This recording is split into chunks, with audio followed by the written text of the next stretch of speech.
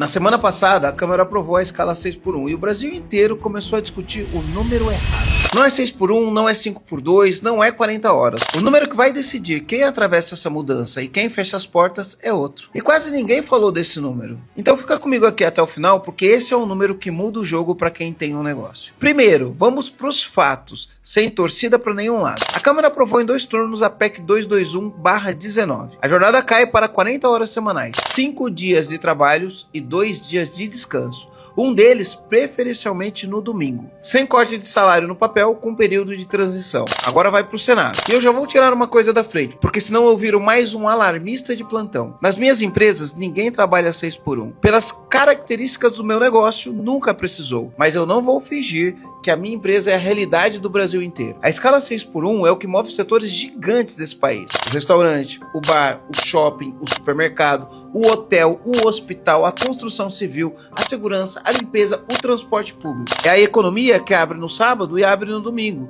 justamente quando o resto do país está descansando. Para esses setores, isso aqui não é uma teoria, é a conta do mês. E é dessa conta que ninguém quer falar. Porque o que eu quero te mostrar aqui não é se a lei é boa ou se ela é ruim, é o número que ninguém colocou na mesa. E o primeiro deles está no contra-cheque de quem comemorou a folga. Pega o vendedor de uma loja no shopping. O dinheiro dele tem 2 partes. Tem o fixo e tem a comissão. E aqui está o ponto que ninguém comentou. No varejo de loja, de metade a 2/3 do que esse vendedor leva para casa no final do mês, vem da comissão, não do salário fixo. Agora, junta com o outro lado. No comércio, quinta, sexta e sábado respondem por 60% das vendas. Sábado é o dia de maior movimento da semana. É o dia que enche o caixa, que enche a comissão. Você viu o problema? A lei garante o salário fixo, ela não garante a comissão. Se a folga do vendedor cai justamente no sábado, ele não está no salão no dia que mais vende. E o fixo dele continua igual no papel. Mas a comissão, que é a maior parte do salário dele, pode encolher. E a mesma lógica da gorjeta do garçom, que ganha no final de semana cheio. O fixo é o mesmo, mas o que paga o boleto dele é a performance. E a performance acontece no dia que tiraram dele. E mesmo que ele queira trabalhar mais, ele não pode. E agora eu vou ser honesto com você, porque senão eu viro o que eu critico. A loja não fecha no sábado, ela escala outro vendedor. E a venda do sábado, ela não some. Mas acontece uma de 2 coisas. Ou a comissão daquele sábado se divide entre mais gente, ou o dono tem que contratar mais vendedor para cobrir o rodízio de folga. No primeiro caso, o trabalhador ganha menos sem ninguém ter mexido no salário dele. No segundo, sobe o custo da folha do empresário. Os 2 lados sentem e ninguém colocou isso na conta. Tem também a saúde, que é o argumento mais usado a favor da mudança. E com razão de existir. A Organização Mundial da Saúde e a OIT, Organização Internacional do Trabalho, publicaram. Quase 745 mil pessoas morrem por ano de infarto e AVC ligados a trabalhar demais. O dado é real e ele é sério. Trabalhador esgotado adoece, falta, produz menos. Mas presta atenção no número exato. Esse risco que a OMS mediu começa com quem trabalha 55 horas por semana, não em 44. Aliás, eu vou falar que a maioria dos empresários trabalham mais de 55 horas por semana. Os próprios pesquisadores que fizeram o estudo são claros sobre isso. O perigo está em quem trabalha 55 horas ou mais. Quem pega esse dado e usa para justificar queda de 44 para 40, está esticando uma conclusão que o estudo não autoriza. E eu trago isso justamente porque levo a sério a saúde do trabalhador. E é por isso que eu quero o debate de verdade, não um atalho. Porque o atalho não entrega aquilo que ele promete. Agora, um número que ninguém colocou na mesa. O Brasil está entre os países que mais trabalham horas por ano. Está em 94º lugar de 184 no ranking de produtividade do trabalho. Cada hora trabalhada no Brasil gera $21,20. Só para você ter uma ideia, o Uruguai gera 38, o Chile 34, a Argentina 33 e Cuba gera mais que a gente. A média dos países ricos passa de 70. Agora, olha o tamanho disso. O nosso problema nunca foi quantos dias a pessoa trabalha, é o quanto cada hora dela produz. E isso você não conserta mexendo no calendário. A Alemanha trabalha quase metade das horas do Brasil e produz 5 vezes mais por hora. A conclusão fácil é: vamos trabalhar menos com o alemão. E a conclusão certa é o contrário. A Alemanha trabalha menos porque primeiro ficou produtiva, não o inverso. O Henry Ford fechou a fábrica aos sábados em 1926, mas ele fez isso depois de construir a linha de montagem mais eficiente do mundo. Não antes disso. Ele não pediu para o governo pagar a diferença. E isso quer dizer que a ordem importa. Primeiro produtividade, depois horas. E por que a hora brasileira rende tão pouco? E aqui está a parte do debate que político não toca.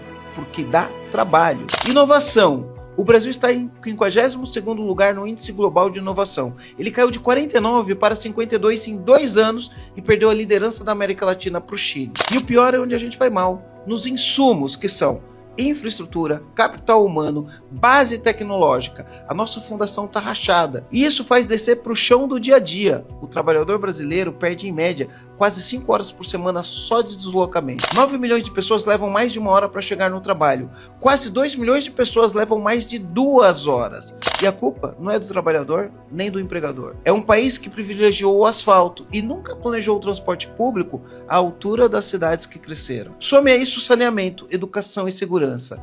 Esse é o peso real na vida do trabalhador. Não é o sexto dia. É a hora e meia exprimido num ônibus que não vem. Cortar um dia de trabalho não devolve para ele as 2 horas perdidas no trânsito de uma cidade que ninguém pensou. A escala, no final do dia, ela é fumaça. E o incêndio é a produtividade estrutural do país. E nenhuma canetada apaga incêndio. E isso não é achismo meu. O mundo inteiro já testou. E o que separa quem deu certo de quem deu errado não foi quantas horas eles cortaram. Foi como eles cortaram. Portugal, em 1996, ele reduziu de 44 para 40 horas por lei, sem compensação, sem adaptação. É o espelho mais parecido com o Brasil de hoje. Resultado, estudado empresa por empresa. O custo subiu 6%, o emprego nas empresas afetadas caiu 2%, as vendas caíram 4%, e as empresas não demitiram quem já estava, elas simplesmente pararam de contratar. Quem pagou foi quem tentava entrar no mercado de trabalho. A França, em 2000, cortou 35 horas para todo mundo de uma única vez. Para não quebrar as empresas, o governo bancou de 12 a 15 bilhões de euros por ano. E esse dinheiro saiu do bolso do contribuinte. Quem pagou a conta? O contribuinte. Mesmo assim, a produtividade caiu. E os trabalhadores menos qualificados perderam horas e perderam emprego. Em 2024, o Macron tentou desfazer, só que ele não conseguia mais, porque a lei já tinha sido feita. E lei feita na pressa, ela fica para sempre, mesmo estando errada. Agora vamos ver os que deram certo? A Islândia não fez lei, ela fez um piloto entre 2015 e 2019. E repara nisso, só no setor público. Escritórios do governo, creches, serviços sociais e hospitais, da prefeitura de Reykjavik e do governo nacional. Cerca de 2.500 servidores, 1% da força de trabalho. E nem foi a tal da semana de 4 dias que te vendem por aí. Na maioria dos casos foi uma redução de 1 a 3 horas por semana. Testaram primeiro no que o próprio Estado controla. Mediram o resultado e só então os sindicatos negociaram para valer, categoria por categoria. A Alemanha levou 50 anos. Cada setor no seu tempo, e ficou produtiva antes de reduzir. Nenhum dos dois fez canetada universal de uma só vez. E a lição é uma só. Redução de jornada funciona quando é negociada, gradual e por setor. E quebra a gente quando é imposta de cima para baixo, igual para todo mundo, sem compensação, no meio de um ano eleitoral. O Brasil está escolhendo o segundo caminho. E aqui está o que mais me incomoda.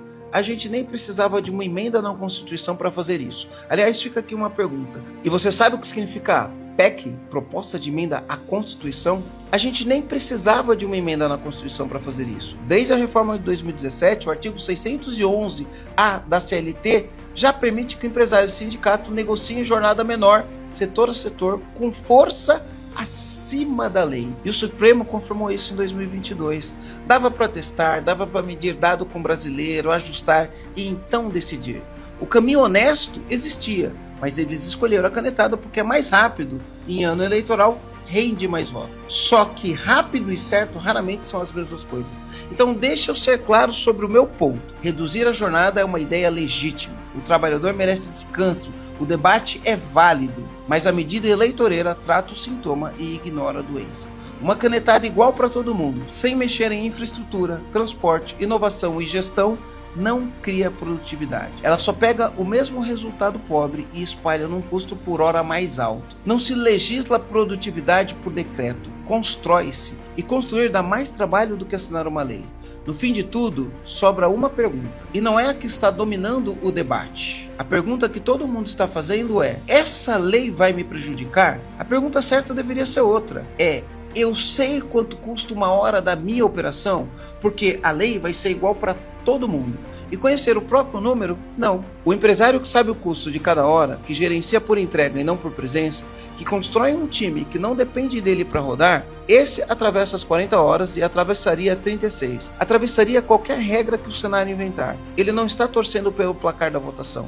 Ele está pronto para qualquer resultado. Quem não tem isso vai descobrir o custo da própria hora do pior jeito possível, no fechamento do mês, quando a conta não bater. E aí vai ser difícil culpar o governo. Difícil é ter feito o dever de casa antes de precisar dele, porque no fundo isso nunca foi sobre trabalhar menos, é sobre cada hora valer mais. E esse sempre foi o jogo, a lei só deixou ele mais visível. O básico bem feito. E se isso te fez pensar, salva esse vídeo e manda pro teu sócio. E eu queria que você me respondesse aqui embaixo, sem rodeio. Você sabe hoje quanto custa uma hora da sua operação? Porque essa virou a única pergunta que vai importar para você e para mim daqui para frente. Então deixa um comentário e me fala. Você sabe o quanto custa a hora da sua operação?